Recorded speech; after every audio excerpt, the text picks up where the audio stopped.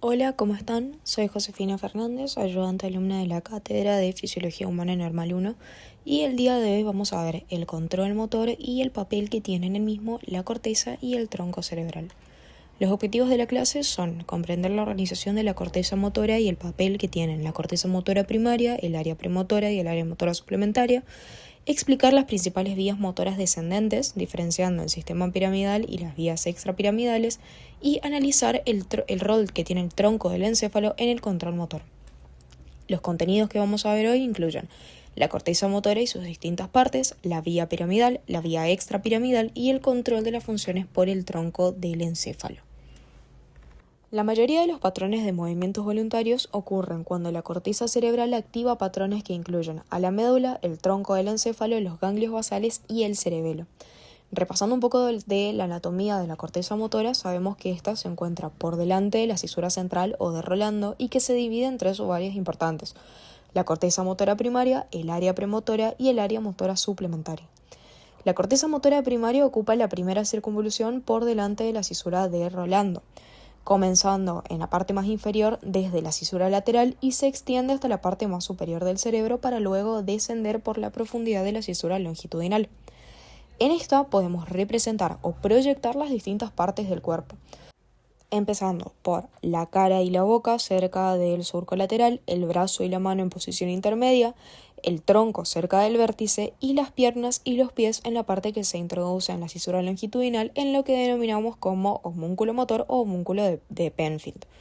En este vemos que más de la mitad de toda la corteza motora primaria se encarga de controlar los músculos de la mano y del habla, activando estas regiones de la corteza un movimiento específico que va a ir excitando un patrón de músculos independientes que contribuyen a la formación de este movimiento. Pasando al área premotora, esta se encuentra por delante de la corteza motora primaria, desde la cisura longitudinal hacia abajo, y hacia arriba esta limita con el área motora suplementaria. La organización topográfica, o sea, la proyección que nosotros hacíamos en el homúnculo motor, es análoga a la de la corteza motora primaria. Las señales que genera el área premotora son más complejas que lo de la corteza primaria. Y tenemos, por así decirlo, dos partes, una parte anterior y una parte posterior. La parte anterior crea una imagen del movimiento que se va a efectuar y después la parte posterior activa cada patrón de actividad muscular para su realización. Esta porción posterior es la que puede enviar los impulsos a la corteza motora primaria o también puede enviarlos a los ganglios basales y el tálamo, desde donde va a volver a la corteza motora primaria. Y también posee neuronas espejo que son capaces de copiar el movimiento que producen otros. Por último tenemos el área motora suplementaria. Esta ocupa sobre todo la cisura longitudinal y la cara medial del lóbulo frontal y participa en la planificación y la programación de secuencias motoras complejas antes de que el movimiento sea ejecutado. Interviene especialmente en los movimientos que requieren una coordinación bilateral, en la iniciación del movimiento voluntario y en la organización temporal de los actos motores. Pero ahora toda esta información motora se encuentra solamente en la corteza. Entonces, ¿cómo vamos a transmitir todas estas señales desde la corteza motora hasta los músculos? A través de las vías descendentes. Tenemos, por así decirlo, dos vías, una vía piramidal y una vía extrapiramidal. Vamos a empezar por la vía piramidal. La vía piramidal es la que transmite señales motoras directas, desde la corteza hasta la médula espinal a través del fascículo córtico-espinal.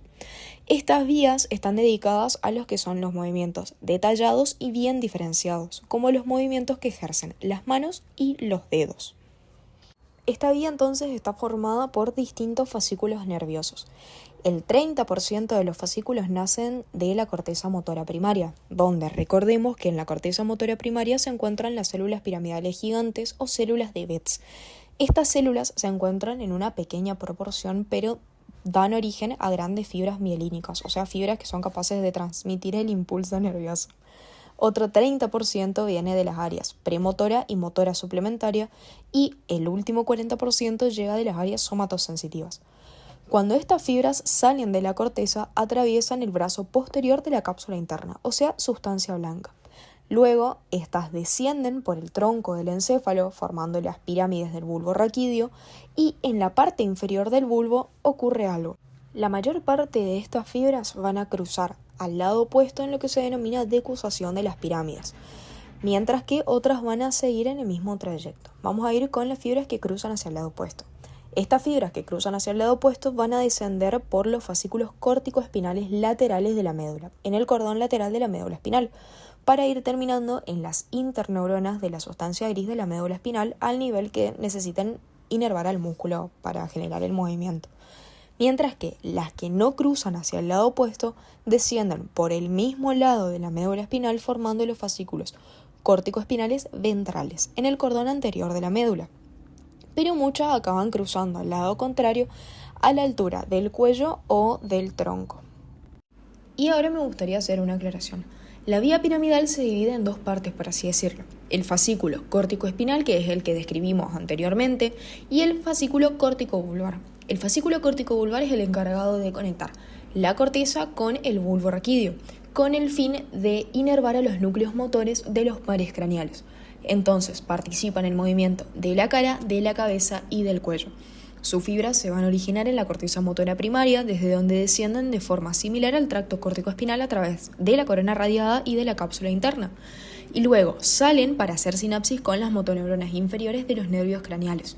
Van a inervar a todos los nervios craneales de manera bilateral, excepto al 7, al facial y al 12, el hipogloso, que reciben su inervación de la corteza contralateral.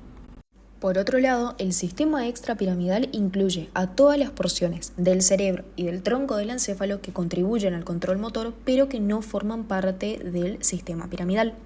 Estas señales son transmitidas indirectamente desde la corteza por múltiples vías accesorias en donde intervienen los ganglios basales, el cerebelo y los núcleos del tronco del encéfalo.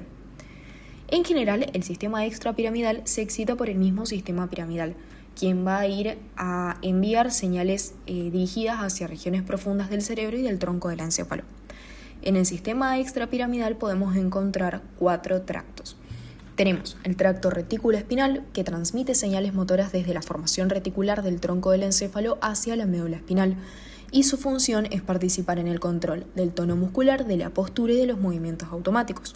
Se distinguen 2 componentes en esta vía, un tracto retículo-espinal medial y otro lateral. También tenemos el tracto vestíbulo-espinal. Este transmite señales desde los núcleos vestibulares hacia la médula espinal y participa en el equilibrio y en el mantenimiento de la postura. También se divide en un tracto vestíbulo-espinal lateral y otro medial. A estos 2 tractos los vamos a ver en más detalle en un ratito. También tenemos al tracto rubroespinal, que se origina en el núcleo rojo del mesencéfalo, por eso su nombre es rubroespinal. Las fibras cruzan la línea media en el mesencéfalo y descienden por el cordón lateral de la médula contralateral, junto con el tracto córtico-espinal, junto con nuestra vía piramidal. La función principal de este tracto es facilitar la actividad de los músculos flexores e inhibir la de los extensores, participando en el control de los movimientos de las extremidades en coordinación con el tracto córtico-espinal, para el que actúa como una vía auxiliar. Por así decirlo, en pocas palabras, el tracto rubroespinal es una vía primitiva del tracto córtico-espinal. Y por último tenemos el tracto tectoespinal. Este se origina en el colículo superior del mesencéfalo, el cual es el encargado de recibir la información visual y sensorial. Estas fibras cruzan la línea media y descienden hacia los segmentos cervicales de la médula espinal, en donde terminan sobre las interneuronas y las motoneuronas. La función es coordinar los movimientos reflejos de la cabeza y del cuello en respuesta a estímulos visuales o auditivos, permitiendo así la orientación rápida de estos estímulos. Ahora, si queremos saber el control de las funciones motoras que tiene el tronco del encéfalo, tenemos que saber su composición anatómica. Este está formado por 3 partes: el mesencéfalo, la protuberancia y el bulbo raquídeo, y básicamente es una prolongación de la médula espinal que asciende hacia la cavidad craneal. El tronco del encéfalo tiene distintas funciones muy importantes, como recibir aferentes sensitivas y motoras que están destinadas a la inervación de los músculos de la cara y del cuello, como vimos que ocurría en el tracto córtico-vulvar, controla la respiración, controla el aparato cardiovascular, controla los movimientos estereotipados del cuerpo, controla el equilibrio, entre otros.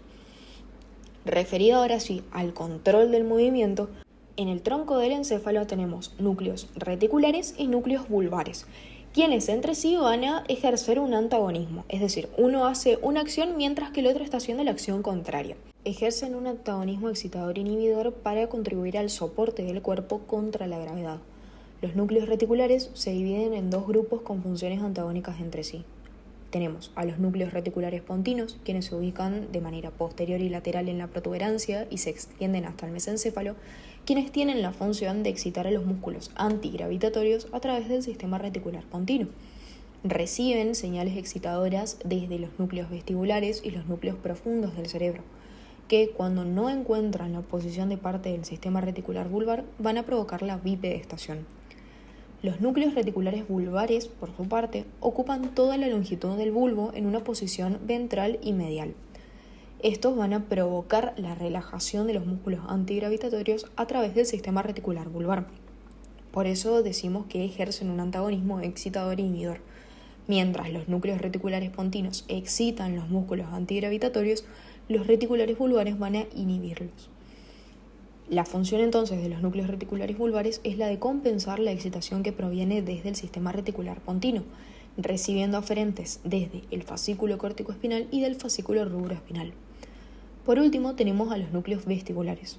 Estos tienen la función de excitar la musculatura antigravitatoria a través de los fascículos vestíbulo-espinales, lateral y medial, quienes trabajan en consonancia con los núcleos reticulares pontinos.